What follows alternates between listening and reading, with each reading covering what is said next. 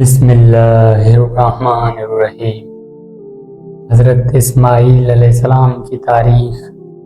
حضرت اسماعیل علیہ السلام اللہ تعالیٰ کے جلیل القدر پیغمبر اور حضرت ابراہیم علیہ السلام کے بڑے صاحبزادے تھے۔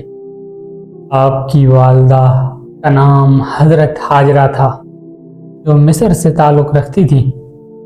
حضرت اسماعیل علیہ السلام کی زندگی صبر، قربانی، اطاعت اور توکل اللہ کا ایک عظیم نمائندہ ہے۔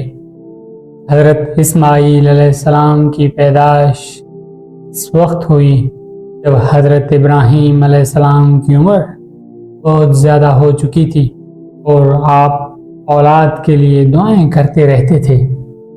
اللہ تعالیٰ نے ان کی دعا کو شرف قبولیت بخشا اور حضرت اسماعیل علیہ السلام کی پیدائش ہوئی۔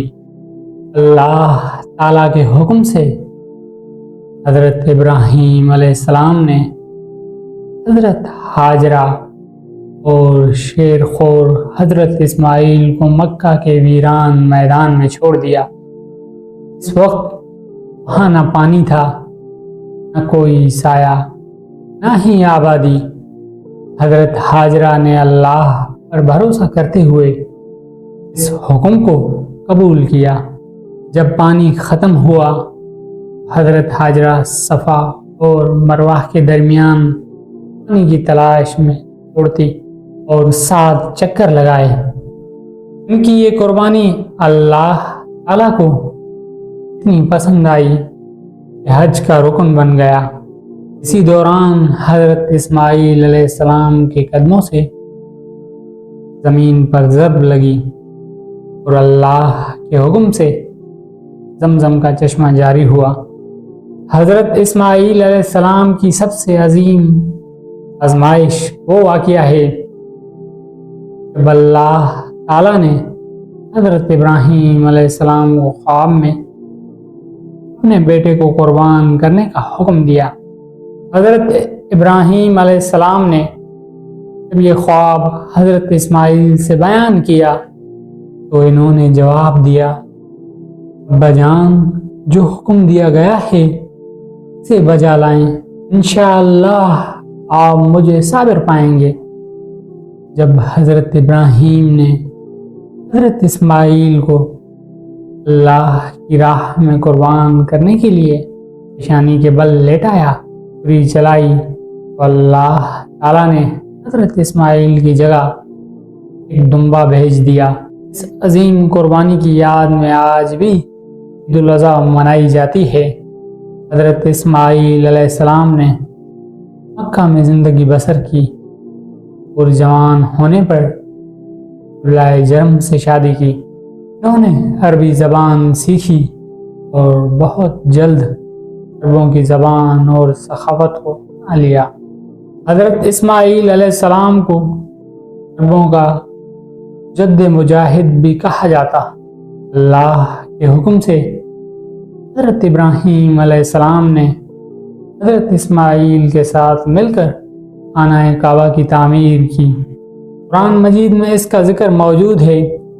دونوں نبی کعبہ کی بنیاد اٹھاتے ہوئے دعا کر رہے تھے، اے ہمارے رب، ہم سے قبول فرما، بے شک تو سننے والا ہے، جاننے والا ہے۔